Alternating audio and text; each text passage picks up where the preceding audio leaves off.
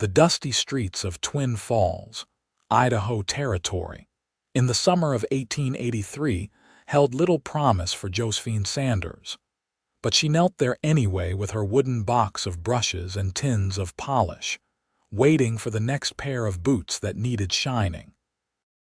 The sun beat down mercilessly on her bare head, the bonnet she once owned having been sold 3 months prior for food money, and sweat traced paths through the dust on her face as she called out to passing cowboys and miners with as much dignity as she could muster. Her father had died in a mining accident 2 years ago. Her mother succumbed to fever the following winter. And now, at 21 years old, Josephine found herself utterly alone in a harsh territory that cared nothing for the struggles of orphaned women. She had tried other work first, of course. The seamstress would not hire her because Mrs. Pemberton already had 2 daughters working in the shop. The hotel had no need for additional maids. The restaurant owner had looked her up and down with eyes that made her skin crawl before suggesting arrangements that had nothing to do with waiting tables. So Josephine had taken her father's old boot polish kit, set herself up on the corner of Main Street and Shoshone Avenue, and swallowed what remained of her pride. "Polish your boots, sir. Only 2 pennies for a shine that will last you a week," she called to a portly gentleman who passed without even glancing her direction. The coins in her pocket amounted to 16 cents, earned over 2 long days. Her room at the boarding house cost 50 cents a week, due tomorrow, and she had not eaten since yesterday morning. Her stomach cramped with hunger, but she kept her voice steady and her eyes alert for potential customers. The afternoon shadows were lengthening when she heard the distinctive jingle of spurs approaching. Josephine looked up to see a tall cowboy leading his horse down the street, his gait suggesting both confidence and bone-deep weariness. His hat was pushed back on his head, revealing sun-bronzed skin and dark hair that needed cutting. He wore the typical garb of a ranch hand, weathered leather chaps over worn denim, a faded blue shirt with the sleeves rolled to his elbows, and boots that had seen considerable use, but showed signs of quality craftsmanship beneath the layers of trail dust. "Polish your boots, sir?" Josephine asked, sitting up straighter despite her exhaustion. The cowboy stopped and regarded her with eyes the color of aged whiskey. He seemed to be assessing her, taking in her threadbare dress, her sun-reddened cheeks, and the determination that kept her spine straight despite everything. His expression was neither pitying nor leering, simply thoughtful. "How much?" he asked, his voice a low rumble that carried the slight drawl of someone raised in cattle country. "2 pennies, sir." He nodded slowly, then glanced down the street toward the saloon where other cowboys were tying their horses. "I will take you up on that offer, miss. But would you mind working over there by the water trough? My horse needs to drink, and I would prefer to keep an eye on him." Josephine gathered her supplies quickly, grateful for any customer, and followed him to the trough. The cowboy tied his horse, a handsome buckskin gelding, and settled himself on the edge of the water trough. He removed his right boot and handed it to her, revealing a sock with a hole at the heel that he seemed unbothered by. She set to work immediately, applying herself to the task with the thoroughness her father had taught her. He had been particular about his appearance, believing that a man could be poor but never needed to be slovenly. She used the stiff brush first to remove the caked mud and dust, then applied the polish in smooth circular motions, working it deep into the leather. The boot was indeed well made, though it had clearly traveled many miles. "You are very thorough," the cowboy observed after a few minutes of silence. "My father taught me that anything worth doing is worth doing well, sir. Your father was a wise man." "Was." Josephine hesitated, then decided there was no harm in honesty. "He died in a mining accident 2 years ago. I am sorry for your loss." The words were simple but carried genuine sympathy. "And your mother," she passed last winter. The cowboy was quiet for a moment. When Josephine glanced up, she found him watching her with an expression she could not quite read. That is a heavy burden for someone so young. She returned her attention to his boot, buffing it now until the leather gleamed. "We all carry what we must, sir. I suppose that is true enough." He paused. "My name is Parker Nash. I work at the Double R Ranch about 10 miles west of town." Josephine handed him his right boot and accepted the left. "Josephine Sanders, Miss Sanders, have you eaten today?" The question caught her off guard. She fumbled the polished tin, nearly dropping it. "I beg your pardon. It is a simple question.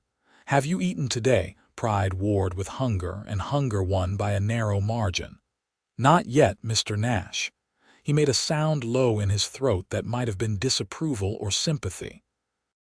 "When you finish with my boots, would you join me for supper at the restaurant? I would appreciate the company, and you look like you could use a decent meal." Josephine's hand stilled on his boot. She looked up at him sharply, searching his face for ulterior motives. She had received similar offers before, propositions disguised as kindness. But Parker Nash met her gaze steadily, and she saw nothing in his expression but honest concern.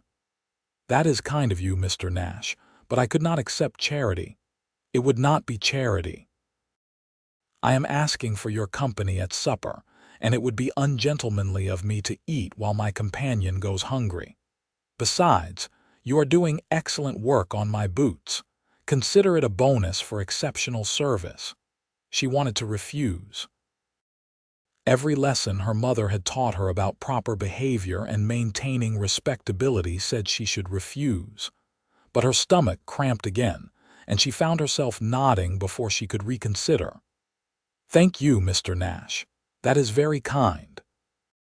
He smiled then, a genuine expression that softened the hard angles of his face and made him look younger.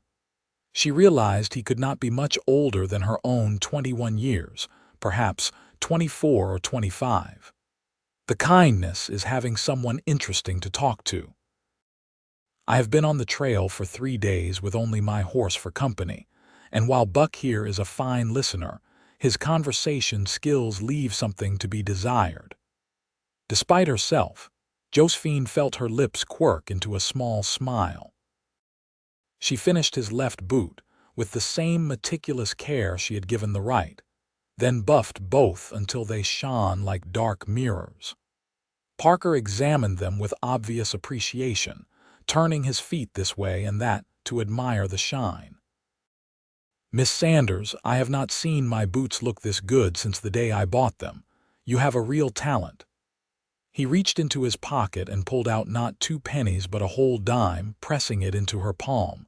"For exceptional work, Mr. Nash, I cannot accept this. The price is 2 pennies. And I am choosing to pay a dime. Please, Miss Sanders, consider it payment for the supper conversation as well." Josephine closed her fingers around the coin, feeling the weight of it. A dime. Combined with her 16 cents, she would have enough for her room and a little left over. Relief flooded through her so intensely that her eyes stung with unshed tears. She blinked them back quickly, not wanting to embarrass herself in front of this generous stranger. "Thank you," she managed, her voice rough with emotion. Parker stood and offered her his hand to help her up. She took it, noting the calluses that spoke of hard physical labor, the strength in his grip tempered with gentleness. He held her hand just a moment longer than necessary, long enough for warmth to spread up her arm, then released her and gathered her polished kit while she brushed the dust from her skirt. "The restaurant is just down the street. Shall we?" They walked side by side, Parker leading Buck behind them. Josephine was acutely aware of the curious glances from townspeople who saw them together. Twin Falls was small enough that everyone knew everyone else's business, and by tomorrow morning, Tongues would be wagging about Josephine Sanders being seen with a strange cowboy. She decided she did not care. Her reputation was already tarnished by her circumstances, and a decent meal was worth a little additional gossip. The restaurant was a modest establishment called Martha's Kitchen, run by a widow named Martha Collins who served simple but hearty food. The smell of roasting meat and fresh bread hit Josephine as soon as they entered, making her stomach clench with anticipation. Parker guided her to a table near the window and held her chair with the manners of someone raised properly, despite his rough appearance. Martha herself came to take their order, her sharp eyes taking in every detail of their pairing. "Parker Nash, is not it? You are one of the hands from the Double R." "Yes, madam. I will have the beef stew and cornbread, please, and coffee." "Same for me," Josephine said quietly, knowing the stew was the most filling option for the price. Martha nodded and departed, leaving them in somewhat awkward silence. Josephine folded her hands in her lap, suddenly unsure what to say to this man who had shown her such unexpected kindness. Parker seemed content to simply look at her, though not in the calculating way men usually did. He seemed curious, genuinely interested in the person sitting across from him. "How long have you been polishing boots?" he asked finally. "About 2 months, since the hotel refused me work." "And before you were orphaned, what did you do?" "I helped my mother with laundry and mending. My father worked the mines, but he wanted better for me. He was teaching me to read and write properly, said education was the key to a better life." She smiled sadly. "He died before we finished Julius Caesar." Parker leaned forward, his expression intent. "You can read?" "Yes, though I am not as accomplished as I would like to be. My mother could only read a little, and after my father died, there was no one to continue the lessons. Why do you ask?" "Because I cannot read at all," he admitted without apparent shame. "Never had anyone to teach me. I can write my name and recognize a few words here and there, but actual reading is beyond me. I have always wished I could do it." Josephine felt her interest kindle. "I could teach you if you like." "I am no expert, but I remember what my father taught me." "You would do that. You bought me supper. It seems only fair to offer something in return beyond polished boots." Martha arrived with their food, setting steaming bowls of stew and plates of cornbread before them. Josephine's mouth watered at the sight. She forced herself to eat slowly, to take small bites and chew thoroughly rather than wolfing it down like her body demanded. The stew was rich with beef and vegetables, the cornbread sweet and crumbling. She could not remember the last time something had tasted so good. Parker ate with the efficiency of a working man, but she noticed he kept glancing at her between bites, as if making sure she was actually eating. "The Double R is looking for a cook," he said suddenly. "The previous one quit last week after an argument with the foreman. The pay is not much, but it includes room and board in the ranch house, 3 meals a day and a private room." Josephine set down her spoon carefully. "Why are you telling me this?" "Because you need work, and the ranch needs a cook. It seems like it might be mutually beneficial." "I am not an experienced cook, Mr. Nash. I can make basic meals, but nothing fancy." "Ranch hands do not need fancy. They need filling, and they need it to be reasonably edible." "Can you manage that?" "Yes," she said slowly. "I believe I could." "Then I will speak to Mr. Reeves, the ranch owner, tomorrow.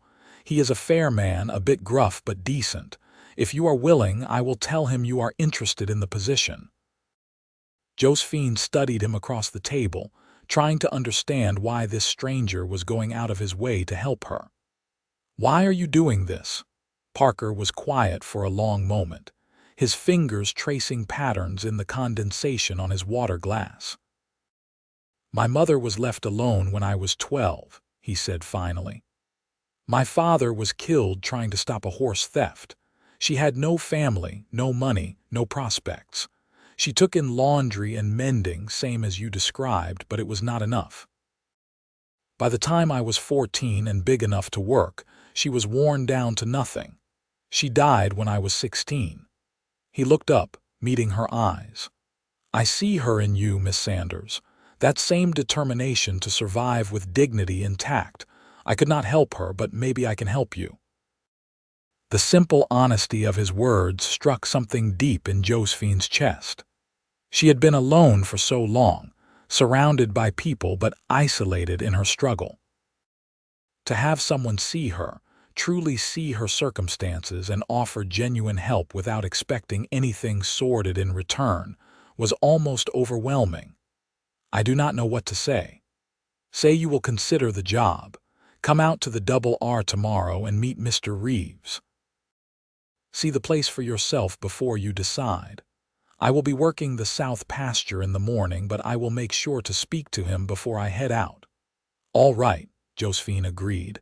I will come tomorrow afternoon. Thank you, Mr. Nash, truly. They finished their meal in more comfortable silence. Martha brought coffee, strong and hot, and Josephine savored every sip. When they finally rose to leave, Parker insisted on walking her to her boarding house despite her protests that it was not necessary. The sun had set during their meal, and Twin Falls had transformed into a place of shadows and lamplight, the saloons growing rowdy as cowboys and miners sought entertainment after a long day's work. The boarding house was on the quieter end of town, a sagging structure run by a sour-faced woman named Mrs. Hutchins who charged too much for rooms that barely qualified as habitable. Parker frowned as they approached it. You live here, for now. The rent is due tomorrow, but with what you paid me, I can cover it for another week. He looked like he wanted to say something about that, but restrained himself. Instead, he tipped his hat to her. I am glad I stopped for that boot shine today, Miss Sanders. I will see you tomorrow at the Double R. Good night, Mr. Nash, and thank you again for supper. She watched him walk away, leading his horse toward the livery stable until he disappeared into the darkness. Then she climbed the rickety stairs to her rented room, a tiny space barely large enough for the narrow bed and battered dresser it contained. But tonight, with her stomach full and the possibility of real employment on the horizon, it felt less like a prison and more like a temporary way station. Josephine lay on the thin mattress and stared at the water-stained ceiling, thinking about Parker Nash. He had an honest face, she decided, and kind eyes. The way he spoke about his mother suggested a depth of feeling that many men kept hidden. And he had not looked at her with desire or pity, but rather with recognition, one struggling soul acknowledging another. She thought about his confession that he could not read, offered without shame or defensiveness. There was something refreshing about his straightforwardness, his willingness to be vulnerable. And his request that she teach him to read suggested he wanted to see her again, wanted to spend time in her company, beyond simple charity. Sleep claimed her eventually, and for the first time in months, Josephine dreamed of something other than hunger and fear. She dreamed of a ranch house kitchen, warm and filled with the smell of baking bread, and a tall cowboy with whiskey-colored eyes sitting at the table while she taught him to read. The next morning dawned clear and hot. Josephine used some of her precious water ration to wash her face and hands, then put on her only other dress, a faded blue cotton that was marginally less worn than her brown one. She brushed her hair until it shone and braided it into a neat coil at the nape of her neck. If she was going to ask for employment, she would present herself as well as possible. She paid Mrs. Hutchins her rent, ignoring the woman's suspicious questions about where she had gotten a full dime, then walked to the general store. With her remaining 6 cents, she bought a small piece of hard cheese and 2 apples, luxuries she allowed herself in celebration of her potential good fortune. She ate one apple immediately, saving the rest for later, then began the walk to the Double R Ranch. The road west out of Twin Falls was well-traveled, packed dirt that showed the tracks of countless wagons and horses. The morning sun was already fierce, and Josephine was grateful she had thought to fill her water flask before leaving town. The landscape of the Idaho Territory was harsh but beautiful in its own way, rolling hills dotted with sagebrush, and the occasional stand of cottonwood trees marking a water source. In the distance, she could see mountains, their peaks still touched with snow despite the summer heat. It took her nearly 2 hours to reach the ranch, following Parker's directions to watch for the stone marker at the turnoff. The Double R sprawled across a valley, more extensive than she had imagined. Fences delineated pastures where cattle grazed, their reddish-brown hides stark against the dry grass. The main ranch house was a solid 2-story structure built of logs and stone, with a wide porch that wrapped around 3 sides. Outbuildings included a large barn, a bunkhouse for the hands, a smokehouse, and various sheds. Josephine approached the main house with trepidation, suddenly aware of how presumptuous this was. Parker had said he would speak to Mr. Reeves, but what if he had not? What if the owner thought she was some desperate woman throwing herself at his ranch hand? She almost turned back, but the memory of her empty room at the boarding house and the long winter ahead strengthened her resolve. She knocked on the heavy wooden door and waited. After a moment, it opened to reveal a man in his late 50s with steel-gray hair and a weathered face that spoke of decades spent outdoors. He was tall and broad-shouldered, his bearing suggesting authority even in his casual stance. "Yes," he said, not unkindly.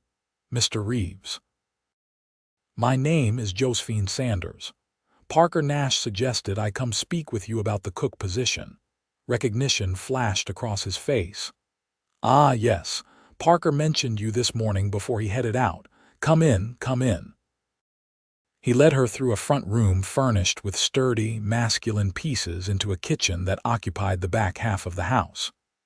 It was a large space with a massive iron stove, a long wooden table that could seat a dozen people, and shelves lined with supplies. A door at the far end stood open, revealing a small bedroom beyond. "That would be your room if you take the job," Mr. Reeves said, following her gaze. "It is not much, but it is private and has a decent bed. The work is cooking 3 meals a day for myself and the hands. Usually about 10 men, sometimes more during busy seasons. You would also be responsible for keeping the kitchen clean and managing the food supplies. I give you a budget every week for purchases from town, and a wagon goes in every Saturday for supplies." Josephine walked to the stove, running her hand over the smooth iron surface. It was a beautiful piece of equipment, far better than the small cook stove her mother had owned.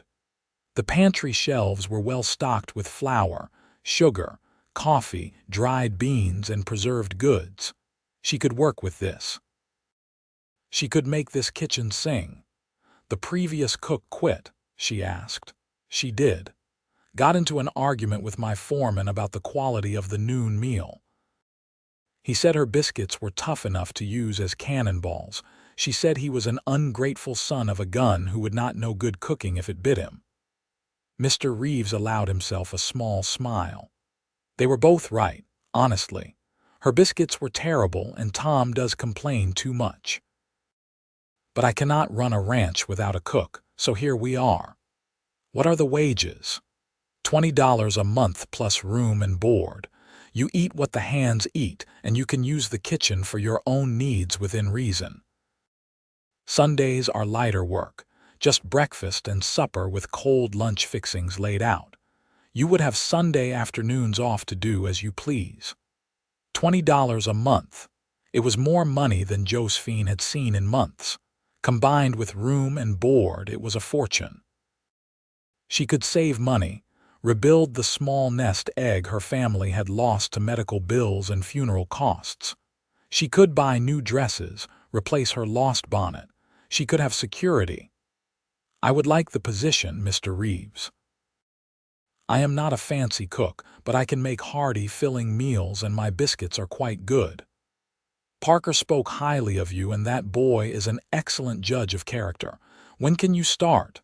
Immediately, if you like. Mr. Reeves nodded, looking pleased. Excellent. Supper is at 6 o'clock sharp. The hands will be coming in hungry from a long day, so plan accordingly. I will show you the pantry inventory, and you can decide what to make for tonight. They spent the next hour going over the kitchen's organization and the routine of the ranch. Mr. Reeves was a thorough man who took clear pride in his operation. He explained that the Double R had been his father's ranch, passed down to him 20 years ago, and he had built it into one of the most successful cattle operations in the territory. He ran a tight ship but treated his employees fairly, expecting hard work but giving respect in return.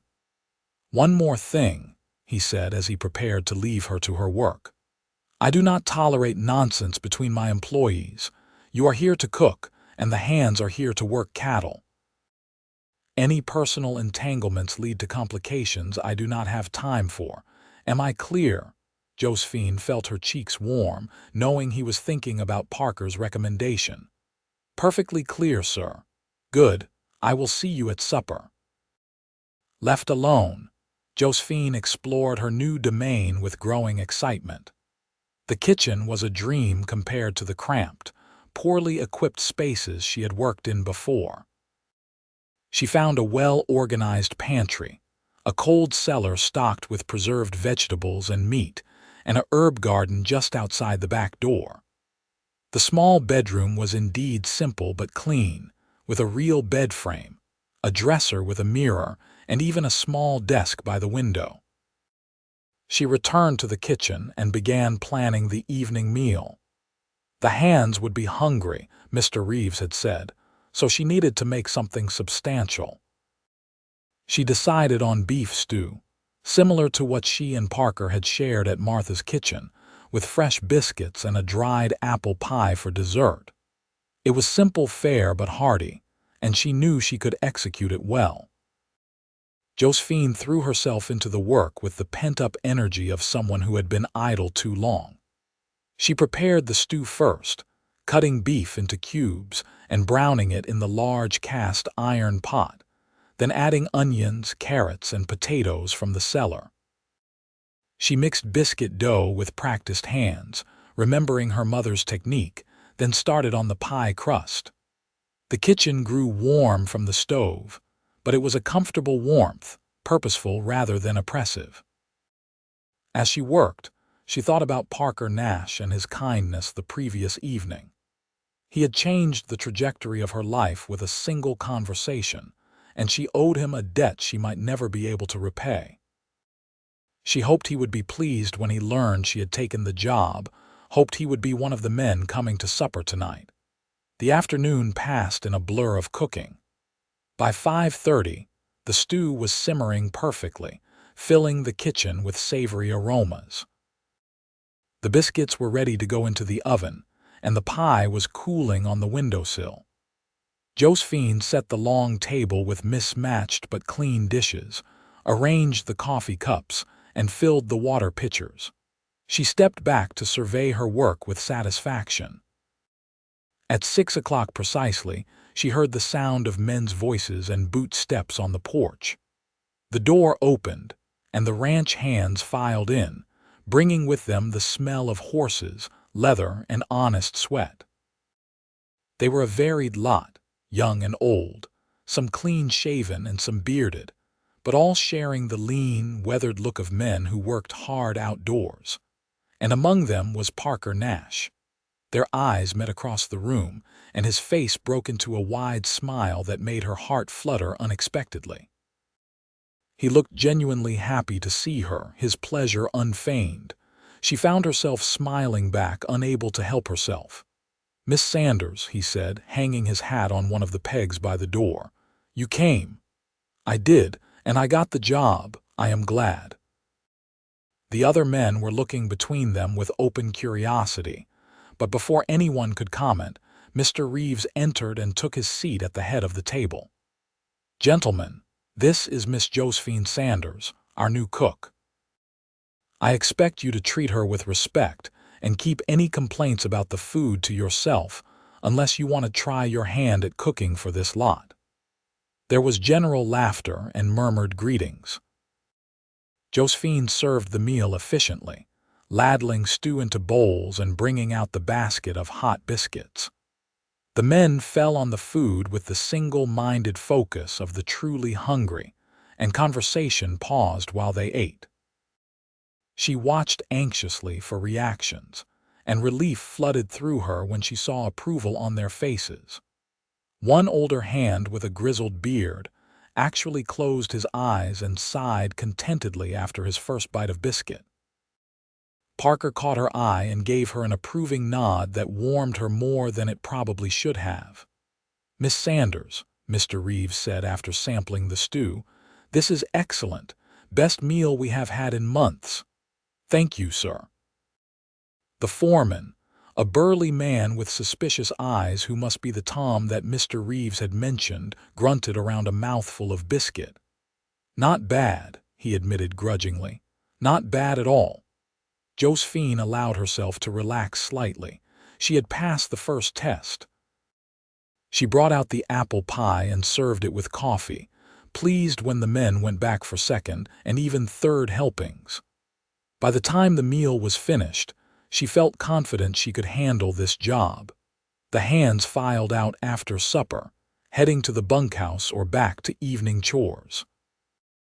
Parker lingered, helping her clear the table despite her protests that it was not necessary. "I am glad you took the position," he said as they worked side by side, his voice low enough that Mr. Reeves, who was reviewing paperwork in the front room, would not hear. "I worried you might not come." "I almost did not. I was afraid it would seem presumptuous." "Not at all. You needed work, we needed a cook. It made sense." He paused, setting down the stack of plates he had been carrying. "And I was hoping I would see you again." Josephine felt her breath catch. She looked at him, finding his gaze steady and warm. "You were?" "Yes. I enjoyed talking with you last night. It is not often I meet someone who listens the way you do, who treats me like I have something worthwhile to say despite my lack of education." "Education and intelligence are not the same thing, Mr. Nash. You are clearly intelligent, regardless of whether you can read." He smiled at that, a slow, genuine expression. "You are kind to say so, and I was serious about the reading lessons if you are still willing. I could pay you for your time. You have already paid me by telling Mr. Reeves about the job, but I would be happy to teach you. We could meet on Sunday afternoons if you are free. I have that time off." "Sunday afternoons would be perfect." He hesitated, then added, "I look forward to it, Miss Sanders." "Josephine," she said impulsively. "You should call me Josephine. Miss Sanders sounds so formal." "Josephine," he repeated, and the way he said her full name with that slight drawl made her stomach flip in a way that was entirely unexpected and not at all unpleasant. "Then you should call me Parker." "Parker," she agreed. They stood there in the kitchen, the dirty dishes forgotten, simply looking at each other. Josephine felt something shift in her chest, a warming that had nothing to do with the summer heat and everything to do with the man standing before her. She recognized it as dangerous, this feeling.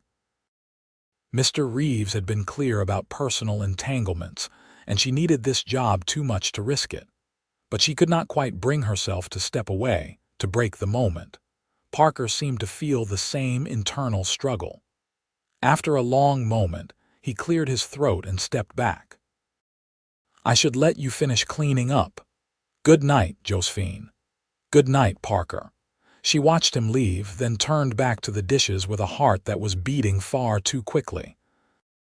She told herself to be sensible, that she barely knew this man, that she could not afford to develop feelings that might complicate her employment.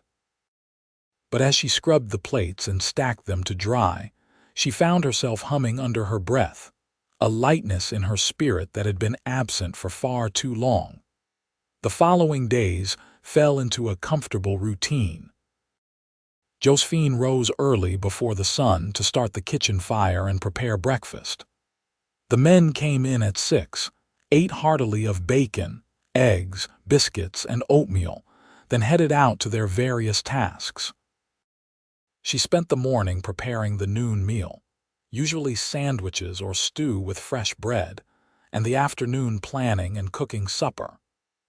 After the evening meal, she cleaned the kitchen, prepared what she could for the next day, and then had the evening to herself in her small room. It was hard work, but it was satisfying work. She fell into bed each night physically tired but mentally at peace, her stomach full and her future secure. The hands were appreciative of her efforts, and even Tom, the foreman, grudgingly admitted she was the best cook the ranch had seen. Mr. Reeves complimented her regularly and gave her free rein in the kitchen, trusting her judgment about supplies and menus. And through it all, she was aware of Parker's presence in a way she could not quite ignore. He was not obvious about it, did not seek her out inappropriately or make her uncomfortable. But she felt his eyes on her sometimes during meals, looked up to find him watching her with an expression she could not quite read. He always smiled when their eyes met, and she found herself returning those smiles more readily than was probably wise. Sunday came, and with it her first afternoon off. She had arranged to meet Parker by the creek that ran through the ranch property, a spot he had described as peaceful and shaded. She brought her father's old copy of Julius Caesar, carefully wrapped in cloth to protect its worn pages, and found Parker already waiting when she arrived. He had cleaned up, she noticed. His hair was damp, suggesting he had bathed in the creek, and he wore a clean shirt instead of his work clothes. He stood when he saw her approaching, a nervous energy in his movements that she found endearing. "Josephine, thank you for coming. I said I would teach you, and I meant it." She settled herself on a flat rock near the water's edge and patted the space beside her. "Come, sit. We will start with the alphabet." Parker sat, leaving a respectable distance between them but close enough that she could smell the soap he had used, something simple and clean. She opened the book to the title page, where clear print showed the letters. "You know your letters at all, some of them. I can recognize my own name and a few others, but I could not tell you which letter is which if they are not in a familiar word. Then we will start at the beginning. This is A." She pointed to the letter. "It makes different sounds depending on how it is used, but the most basic is Ah, like an apple." They worked through the alphabet slowly, Parker proving to be an attentive student. He had a good memory, she discovered, and once he understood a concept, he grasped it firmly. He was not afraid to ask questions or admit when he was confused, which made teaching him easier than it might have been with someone more prideful. After an hour, they took a break. Parker had brought a canteen of water, and they shared it while watching the creek flow past. The sound was soothing, a gentle burble that combined with the rustle of cottonwood leaves overhead to create a peaceful symphony. "You are a good teacher," Parker said, breaking their comfortable silence. "Patient. You do not make me feel stupid for not knowing these things. You are not stupid. You simply were not given the opportunity to learn. That is not the same thing at all." He turned to look at her, his expression serious. Most people would not see the difference. They would hear that a grown man cannot raid and assume he is simple-minded. Then most people are fools who do not understand that circumstances shape us as much as ability. She met his gaze directly. "I see who you are, Parker. I see someone who works hard, who treats others with kindness, who helps people when he has no obligation to do so. Your inability to read does not diminish any of that. Something flickered in his eyes, an emotion too quick for her to name. He reached out slowly, giving her time to pull away if she wanted, and took her hand in his. His calloused fingers were warm, his grip gentle but firm. I see you too, Josephine. I see someone who has been knocked down by life but refuses to stay down. Someone who maintains her dignity and kindness even when the world has given her every reason to become bitter. You are remarkable. Josephine's throat tightened with unexpected emotion. When was the last time anyone had said something like that to her? When had anyone looked past her circumstances to see the person beneath? She blinked back the sudden sting of tears, not wanting to cry but moved beyond words. "Thank you," she managed. They sat there holding hands, the creek babbling beside them, until Josephine reluctantly pulled away. "We should continue the lesson. You are paying for my time with your attention, after all." Parker smiled, that slow, warm expression that she was coming to cherish. "Best money I never spent." They worked for another hour before the afternoon shadows grew long, and it was time to return to the ranch house. As they walked back together, Josephine felt a contentment she had not experienced in years. She had meaningful work, a safe place to sleep, enough to eat, and the friendship of a good man. It was more than she had dared hope for just a week ago. The weeks that followed established a pattern that became precious to both of them. Monday through Saturday, they saw each other primarily at meals, exchanging smiles and brief conversations, but maintaining the propriety that Mr. Reeves expected. Sunday afternoons belonged to them, hours spent by the creek where Josephine taught Parker to read, and they talked about everything and nothing. Parker was a quick learner, progressing from letters to simple words within the first month. By the second month, he could sound out basic sentences, though his pace was slow. But his determination never wavered, and Josephine found herself looking forward to their lessons with an eagerness that had less to do with teaching and more to do with simply being in his presence. They learned each other during those afternoon sessions. Josephine discovered that Parker had been born in Texas, that he had worked ranches since he was 16, moving north through the territories as he looked for better opportunities. He was 24 years old, 3 years her senior, and he dreamed of someday owning his own small ranch, just enough land for a modest herd and a simple house. Parker learned that Josephine had been born in Twin Falls, her parents having come to the Idaho Territory seeking their fortune in the silver mines. Her father had been an educated man from Boston who had fallen on hard times, her mother the daughter of a shopkeeper in Missouri. They had met in Salt Lake City and married quickly, drawn together by loneliness and mutual need. Josephine was their only child, treasured and taught to value education and integrity above material wealth. As summer deepened toward autumn, Josephine found her feelings for Parker growing beyond simple friendship. She tried to contain them, reminding herself of the precariousness of her position and the potential complications of romantic entanglement. But her heart refused to listen to reason. She found herself thinking about him during the day, looking forward to his presence at meals, treasuring the small interactions they shared, and she thought he might feel the same way. She caught him watching her sometimes with an expression that made her pulse quicken. His fingers would linger when he helped her with dishes. He brought her small gifts, things he found during his work that he thought she might like. A smooth river stone, an unusually shaped piece of driftwood, a handful of wildflowers that he presented with endearing awkwardness. In late September, as the aspen trees turned gold and the nights grew crisp, everything changed. They were by the creek for their Sunday lesson. Parker reading aloud from Julius Caesar with halting but improving fluency, when he stopped mid-sentence and set the book aside. "Josephine, I need to talk to you about something." The seriousness in his tone made her stomach clench with sudden anxiety. "What is it?" "I have been doing a lot of thinking lately, about my future, about what I want from life." He turned to face her fully, taking both her hands in his.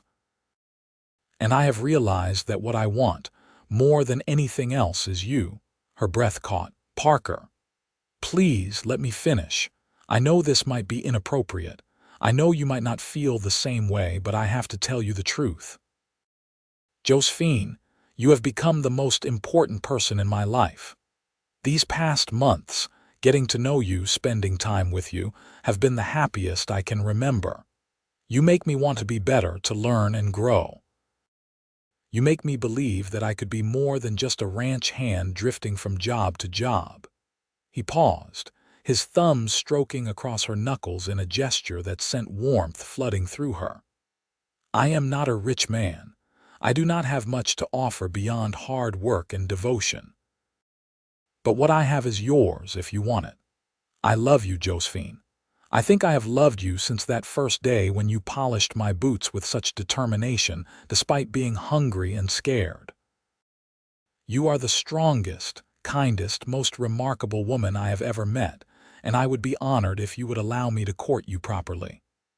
Josephine felt tears sliding down her cheeks, but for once, they were tears of joy rather than sorrow. "Parker, I love you too. I have been trying to be sensible, but my heart would not listen. You are good and kind, and you see me as I am, not as my circumstances have made me appear. Yes, I would very much like for you to court me." Parker's face transformed, joy blazing in his whiskey-colored eyes. He raised her hands to his lips and kissed her knuckles gently, a gesture that was both chaste and deeply intimate. "You have made me the happiest man in the Idaho Territory." She laughed, a sound of pure happiness. "And you have given me hope for a future I thought was lost forever."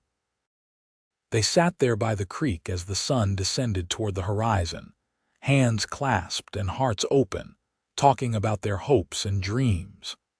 Parker spoke of his plan to save money, to eventually buy a small piece of land where they could build a life together. Josephine shared her dream of a home filled with books, of teaching their children to read and value education as her father had taught her. It was full dark by the time they finally returned to the ranch house, walking close together though still maintaining propriety. They knew they would need to tell Mr. Reeves about their courtship, to ensure it would not be a problem with Josephine's employment. But that conversation could wait until tomorrow. Tonight, it was enough to know they loved each other, that the future held promise rather than merely survival. The next morning, Parker requested a private meeting with Mr. Reeves. Josephine waited in the kitchen, anxiety gnawing at her as she kneaded bread dough more vigorously than necessary. After what felt like an eternity but was probably only 20 minutes, Parker emerged with Mr. Reeves behind him. "Miss Sanders," Mr. Reeves said, his expression neutral, "Parker has informed me that he wishes to court you. I need to know if this is something you welcome." "Yes, sir, it is." Mr. Reeves nodded slowly. "I appreciate your honesty. I will be frank with you both. Workplace romances can be complicated. However, I have watched you these past months, and I believe you are both responsible adults who can maintain professionalism. Therefore, you have my permission to court, with the following conditions. There will be no public displays of affection on ranch property during work hours. You will both continue to perform your jobs to the same high standard you have maintained thus far. And if at any point this relationship begins to negatively impact the operation of this ranch, we will revisit this conversation. Am I clear?" "Yes, sir," they said in unison. "Good. Then I wish you both happiness. You are good people and you deserve it." Mr. Reeves's stern expression softened slightly. "For what it is worth, I think you make a fine pair." With Mr. Reeves's blessing, Parker and Josephine's courtship proceeded openly. The other ranch hands teased Parker good-naturedly about his romance with the cook, but the ribbing was friendly rather than cruel. Josephine found herself accepted as part of the ranch family, no longer just the cook but a valued member of their community. Parker courted her with old-fashioned propriety, taking her for walks on Sunday afternoons, bringing her small gifts, treating her with respect and genuine affection. He was not effusive with his emotions in public, but in private moments he was tender and sincere, telling her often how much she meant to him. In November, the first snow fell, transforming the ranch into a winter landscape. The work changed with the season, focusing on maintenance and caring for the cattle through the harsh Idaho winter.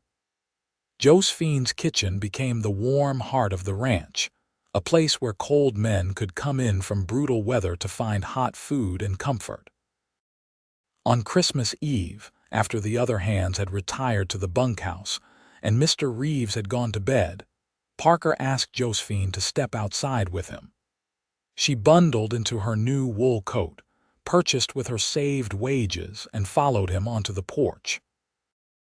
The night was clear and bitterly cold, stars scattered across the black sky like diamonds on velvet. Parker led her to the porch railing and turned to face her, taking her hands in his. Even through their gloves, she could feel his warmth. "Josephine, I know we have only been courting for a few months. Some might say it is too soon for what I am about to ask, but I have never been more certain of anything in my life." He released her hands and reached into his coat pocket, withdrawing a small box. When he opened it, she saw a simple gold band with a small garnet stone, deep red and glowing in the lamplight from the window. "It was my mother's," Parker said quietly. "The only thing of hers I still have. It would mean everything to me if you would wear it, if you would agree to be my wife." "I love you, Josephine. I want to build a life with you, to work toward our dreams together. Will you marry me?" Josephine looked at the ring, then at Parker's face, seeing the vulnerability there, the hope and fear mingled in his expression. She thought of how far she had come since that day she had knelt in the street polishing boots for pennies, how this man had changed her life with his simple kindness. She thought of the happiness she felt in his presence, the rightness of being with him. "Yes," she said, her voice strong and sure despite the tears freezing on her cheeks. "Yes, Parker, I will marry you." His whoop of joy echoed across the snowy ranch yard. He swept her into his arms and spun her around, both of them laughing like children. When he set her down, he pulled off their gloves and slid the ring onto her finger. It fit perfectly, as if it had been made for her. "I promise I will spend the rest of my life making you happy," Parker said, his forehead pressed against hers. "I will work hard, save our money, and buy us that piece of land I have been dreaming of. We will have our own home, our own life. I will give you everything I can." "You already have," Josephine said. "You gave me hope when I had none. You saw me when I was invisible to everyone else. You loved me when I felt unlovable. That is everything, Parker. Everything else is just details." He kissed her then, their first real kiss, gentle and sweet and full of promise. When they finally pulled apart, both breathless and smiling, the future stretched before them bright with possibility. They were married in January of 1884, a simple ceremony in the Twin Falls Church with Mr. Reeves and the ranch hands as witnesses. Josephine wore a new dress of deep blue wool that Parker had commissioned from the town seamstress, and she carried a bouquet of dried wildflowers that Parker had collected and preserved from their special spot by the creek. She had never felt more beautiful than when she saw the expression on Parker's face as she walked down the aisle toward him. The preacher pronounced them husband and wife, and when Parker kissed her, the small gathering erupted in cheers and applause. Afterward, they had a celebration dinner at the ranch, Josephine having prepared a feast with the help of some ranch wives from neighboring properties. There was roast beef and potatoes, fresh bread and butter, vegetables preserved from the summer garden, and 3 different pies for dessert. Mr. Reeves had given them 3 days off for a brief honeymoon, which they spent in Josephine's small room off the kitchen. It was not a grand honeymoon in a fancy hotel, but it was private and theirs, and that was all that mattered. Parker was gentle and patient with her on their wedding night, his love evident in every touch and whispered word.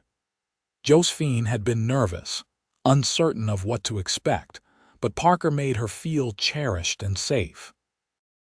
Those 3 days together were a precious interlude, a chance to simply be together without the demands of work.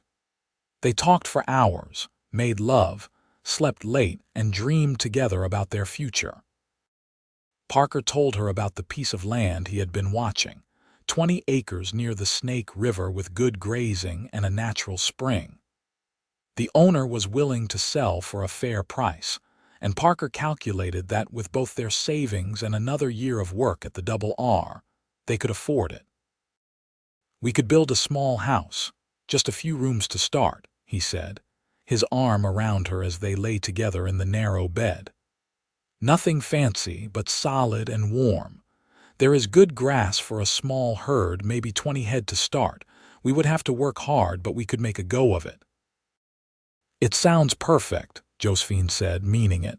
She did not need a grand house or a large ranch. She needed a home, a place that was truly theirs where they could build the life they wanted. "How much do we have saved?" "I have about $200. How much do you have?" 140. "So 340 total. How much do we need?" "The land is 400. We would need at least another 100 for building materials and supplies, probably more to be safe. So we are looking at needing another $200, give or take." Josephine did the math in her head. "If we both keep saving, we should have enough by next winter.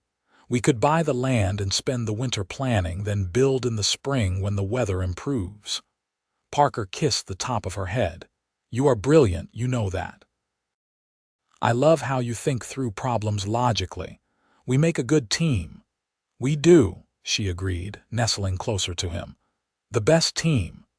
They returned to work after their 3 days, settling into married life with surprising ease. Josephine continued cooking for the ranch, and Parker continued working cattle, but now they shared the small room and spent their nights together. The intimacy of marriage deepened their connection, and Josephine found herself falling more in love with her husband every day. Parker had taken to reading every evening before bed, practicing the skills Josephine had taught him. He was now proficient enough to read newspapers and simple books, though he still struggled with more complex texts. Josephine loved watching him bent over a book, his brow furrowed in concentration, his lips moving slightly as he sounded out difficult words. When he looked up to find her watching, he would smile that warm smile that made her heart flutter. Winter gave way to spring, and spring to summer. They saved diligently, putting away every penny they could spare. Josephine took on additional tasks, doing mending for the ranch hands for a small fee and selling baked goods in town on Saturdays. Parker took extra shifts when available and did side work fixing fences and doing repairs for neighboring ranches. Their nest egg grew steadily. By October, they had $500 saved, enough to buy the land with money left over for supplies. Parker approached the landowner, a man named Samuel Harrison who was moving back east to care for an aging parent, and negotiated the purchase. On a crisp autumn day, they signed the papers that made them landowners, and Josephine cried with joy as she looked at the deed bearing their names. They stood on their property that afternoon, surveying the 20 acres that now belonged to them. The land rolled gently toward the Snake River, which they could hear but not see from where they stood. Cottonwood trees clustered near the riverbank, and the natural spring Parker had mentioned bubbled up in the northeast corner. The grass was thick and golden, perfect for grazing. In the distance, the mountains stood sentinel, their peaks already touched with winter snow. "This is where we will build the house," Parker said, pointing to a level spot that would give them a view of both the river valley and the mountains. "We will need a barn and a corral, a chicken coop, maybe a smokehouse eventually. But the house comes first, our home." Josephine could see it in her mind's eye, a snug cabin with a porch, a kitchen with a good stove, a bedroom with a real bed, maybe eventually another room or two for the children they hope to have. "It will be perfect," she said. "Our own place built with our own hands." They told Mr. Reeves of their plans that evening, explaining that they would need to leave the Double R in the spring to focus on building their ranch. He was disappointed to lose them, but understanding of their dreams. "I will be sorry to see you go," he said honestly. "You have both been excellent employees, but I understand the desire to build something of your own. If you need help with the building, let me know. I can probably spare a few hands for a day or two to help raise the structure." "That is very generous, sir," Parker said. "We appreciate it.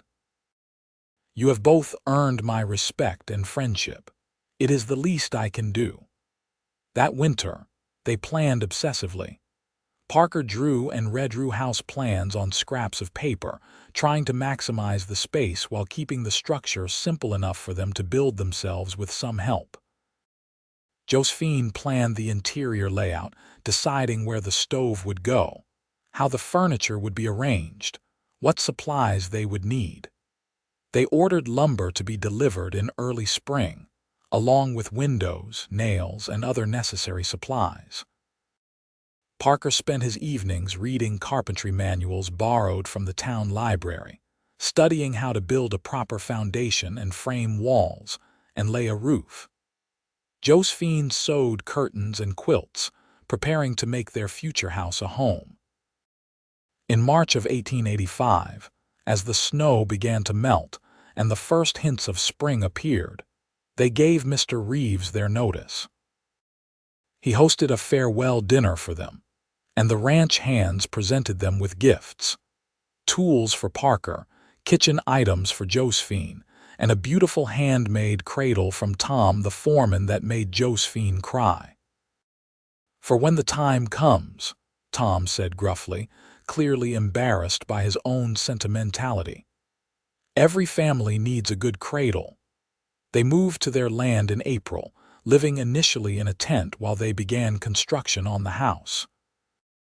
True to his word, Mr. Reeves sent 4 men for 3 days to help raise the frame and walls. With their help, the basic structure went up quickly. After the ranch hands returned to the Double R, Parker and Josephine worked alone, spending long days installing the roof, hanging the door and windows, and finishing the interior. It was hard physical labor, harder than anything Josephine had done before. Her hands blistered and her muscles ached. But there was deep satisfaction in the work, in watching their home take shape board by board. And working side by side with Parker, seeing his vision become reality, brought them even closer together. By June, the house was finished enough to move into. It was small, just 3 rooms. A main room that served as kitchen and living space, a bedroom, and a small room they left empty but planned to use as a nursery when needed. The walls were rough-hewn logs chinked with mud and moss. The floor was simple planks, and the furniture was basic. But it was solid and warm and theirs. On their first night in their new home, they lay together in their bed, listening to the sound of the river in the distance and the wind in the cottonwoods. "We did it," Josephine said softly. "We actually did it." "We did," Parker agreed, pulling her close. "And this is just the beginning. We still need to buy cattle, build the barn and corral, get chickens and a milk cow. We have a lot of work ahead of us." "I am not afraid of work," not when I am working toward our dream." Parker was quiet for a moment, then said, "Do you remember that first day we met, when you polished my boots for Pennies?" "Of course. That was the day that changed my life. Mine too. I saw you there, so determined despite everything, and I knew you were special. I just never imagined how special you would become to me." He turned to face her in the darkness. "I told you then that you polished my boots, but you have done so much more than that, Josephine. You have polished my life with your presence.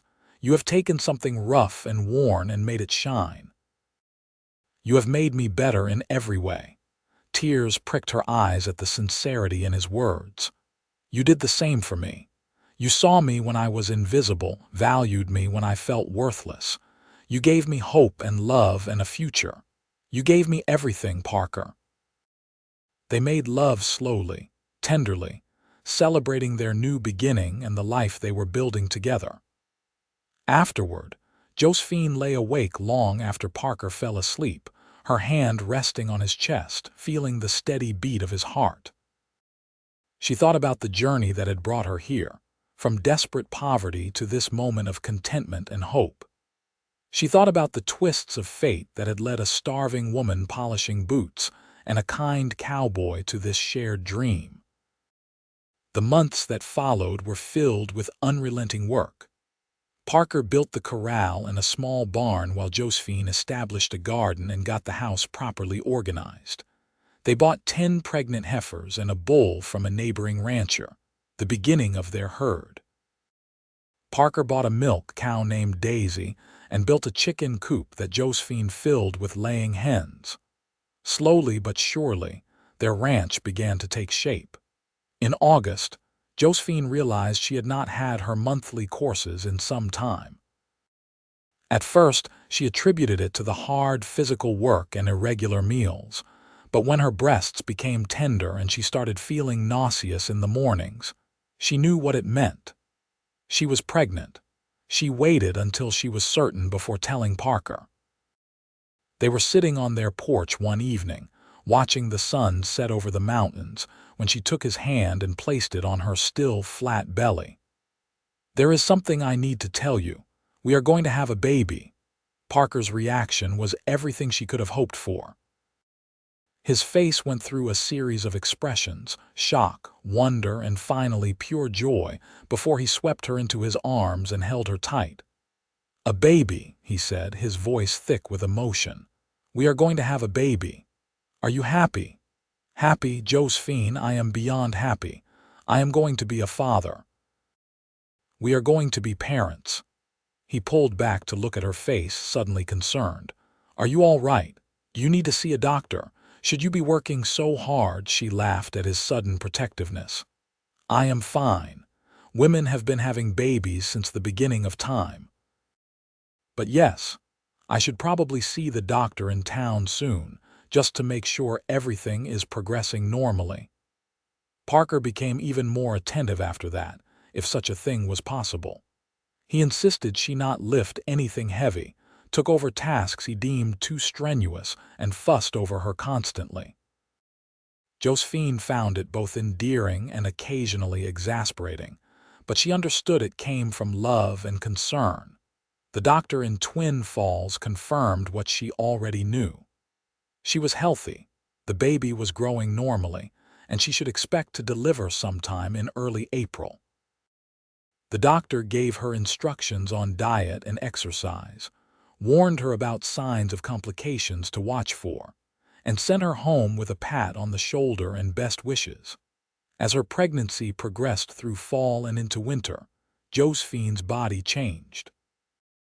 Her belly swelled with their growing child, her ankles became puffy, and she tired more easily. But she had never felt more fulfilled. She and Parker would sit together in the evenings, his hand on her stomach, feeling the baby kick and move. They talked endlessly about what the child might be like, what they would name a boy or a girl, what kind of parents they wanted to be. "I want to be the kind of father my father was," Parker said one night as they lay in bed, his hand resting on her rounded belly. "Present, involved, loving." I want our children to know they are valued and cherished." "You will be a wonderful father," Josephine assured him. "You have so much love to give. And you will be an amazing mother. I have seen how gentle and patient you are, how you nurture everything you touch. Our child is lucky to have you." The winter was harsh, with heavy snows that sometimes kept them housebound for days. But their little house was warm and snug, their pantry well stocked with preserved food from Josephine's garden and meat from a deer Parker had shot in the fall. They had everything they needed, including each other. On a cold March night, Josephine went into labor. The baby was coming early, just slightly, and Parker immediately went into a panic. They had planned for him to ride to town to fetch the doctor when the time came, but the snow was deep and it was the middle of the night. Josephine, despite the pain of contractions, had to calm him down and think clearly. "The neighbor, Mrs. Patterson," she gasped between contractions. "She has had 6 children. She can help if the doctor cannot get here in time." Parker rode through the snow to the Patterson ranch, a mile away, and returned with Mrs. Patterson and her eldest daughter. The older woman took one look at Josephine and immediately took charge, sending Parker to boil water and gather clean linens while she examined Josephine. "You are progressing quickly, dear," Mrs. Patterson said calmly. "This baby is eager to meet the world." First babies usually take longer, but every child is different. The labor was long and exhausting. Josephine had thought she understood pain from her difficult life, but childbirth was an entirely different experience. Yet through it all, Parker was there, holding her hand, wiping her forehead, murmuring encouragement. When she was certain she could not endure another minute, Mrs. Patterson told her to push. And then, in the early hours of April 2nd, 1886, their son was born. The baby's first cry filled their small house, and Josephine burst into tears at the sound.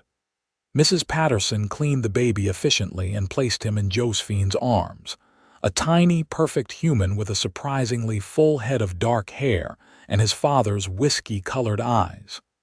"You have a son, Mrs. Patterson said with satisfaction.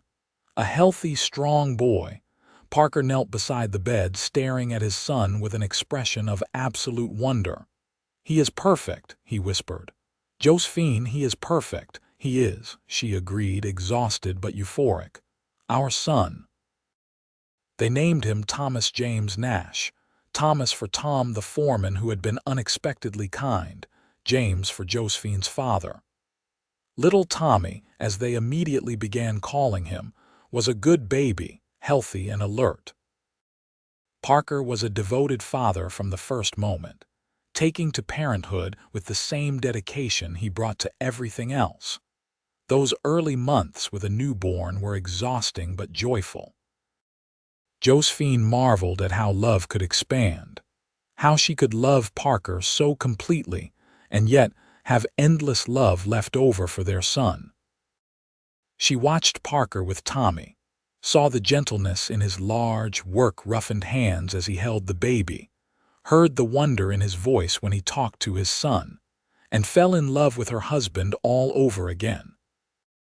The ranch work continued, more challenging now with a baby to care for, but they managed. Josephine learned to work with Tommy tied to her back in a sling that Mrs. Patterson had taught her to make. Parker adjusted his schedule so he was never far from the house, always within earshot if Josephine needed him. Their herd grew slowly but steadily. By the time Tommy was a year old, they had 20 head of cattle and were starting to see a profit from selling beef and milk. Parker proved to be a skilled rancher, his instincts good and his work ethic unmatched. Josephine managed the household, the garden, and the chickens, while also caring for Tommy and helping with ranch work when she could. Life was not easy. There were bad years when drought killed the grass or harsh winters decimated the herd. There were times when money was tight and they had to make do with less. But they faced every challenge together, supporting each other through difficulties and celebrating successes. When Tommy was 3, Josephine became pregnant again. Their daughter, Mary Ellen Nash, was born in the winter of 1889, a tiny, fierce little thing with her mother's determination. Tommy was fascinated by his baby sister, wanting to help with everything and often getting underfoot in his enthusiasm. As the children grew, Parker continued his education. He read to Tommy and Mary every evening, stumbling occasionally over difficult words but persistent in his efforts. Josephine watched with pride as her husband, once illiterate, became literate enough to help their children learn their letters. The years passed in a blur of activity and growth. The ranch prospered, allowing them to expand the house, adding 2 more bedrooms and a proper sitting room. They bought more land, increasing their holdings to 50 acres. The herd grew to nearly 100 head, making them a successful, if still modest, cattle operation. Tommy grew into a serious boy who loved working alongside his father, learning about cattle and ranching. Mary was more like her mother, practical and organized with a love of books and learning. When Tommy was 7 and Mary was 4, Josephine gave birth to twin boys, Samuel and Daniel, who brought chaos and joy in equal measure. Parker at 35 was still lean and strong, though his face showed the lines of a man who worked outdoors in all weather. Josephine at 32 felt like she had lived 3 lifetimes, from the desperate girl polishing boots to the prosperous rancher's wife and mother of 4.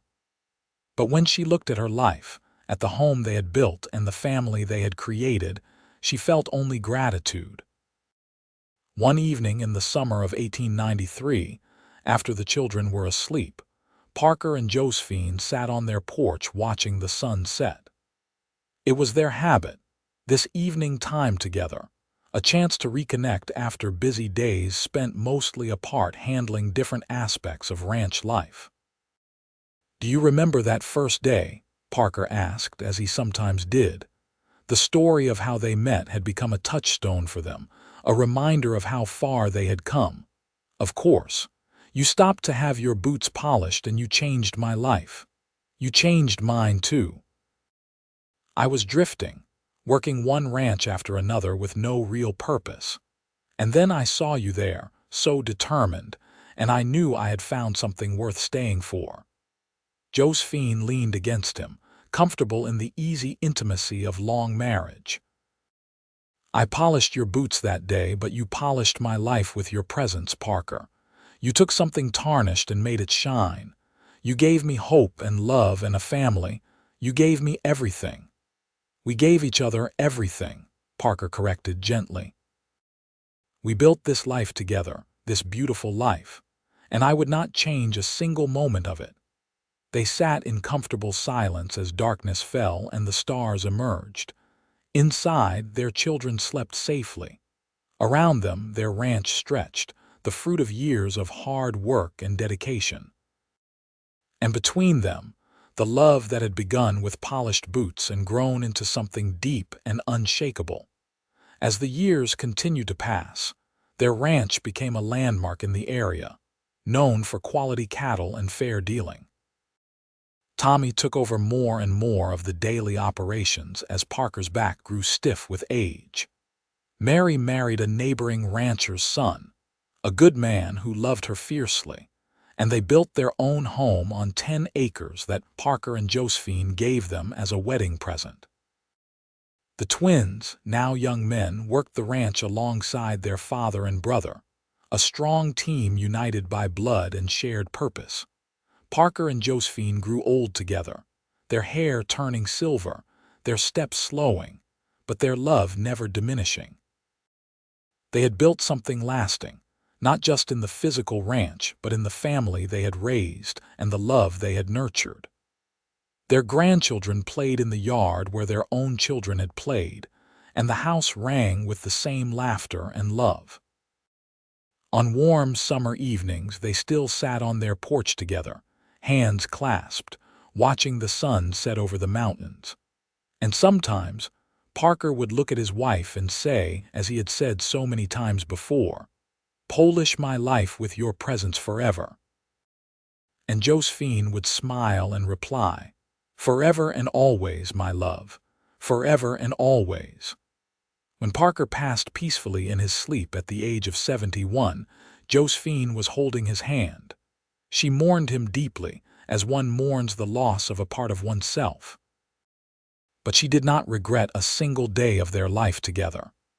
They had been given 40 years of marriage, 4 children, 11 grandchildren, and a life built on love and mutual respect. Josephine lived 5 more years, surrounded by family, secure in the knowledge that the legacy she and Parker had built would continue through their children and grandchildren. On quiet evenings, she would sit on the porch alone, remembering the cowboy who had stopped to have his boots polished and stayed to build a life. She remembered his kindness, his strength, his unwavering love. When Josephine Sanders Nash passed at the age of 76, she was buried beside Parker on a hill overlooking their ranch, the mountains rising in the distance and the Snake River singing its eternal song nearby. Their children and grandchildren stood together at the graveside, a testament to the love that had started with 2 pennies and a polished rag, and had grown into something beautiful and enduring. The ranch continued through the generations, the Nash family name becoming synonymous with integrity and hard work in the Idaho Territory. And although the world changed around them, modernizing and evolving, the story of Parker and Josephine remained, told and retold to each new generation. It became a family legend, this tale of a woman who polished boots for pennies and the cowboy who asked her to polish his life with her presence forever. It was a reminder that love could bloom in the hardest soil, that kindness could change lives, and that 2 people with nothing but each other could build something that would last far beyond their own lifetimes. It was a story of the American West, of survival and determination, of romance and partnership. But most of all, it was a love story, simple and true, that proved the best things in life often started with the smallest acts of kindness and the courage to see the value in another human soul. And so the story ended as all the best stories do, with love triumphant, a family united, and a legacy that would endure through the generations, a testament to the power of 2 hearts that found each other in the dusty streets of Twin Falls, Idaho Territory, in the summer of 1883.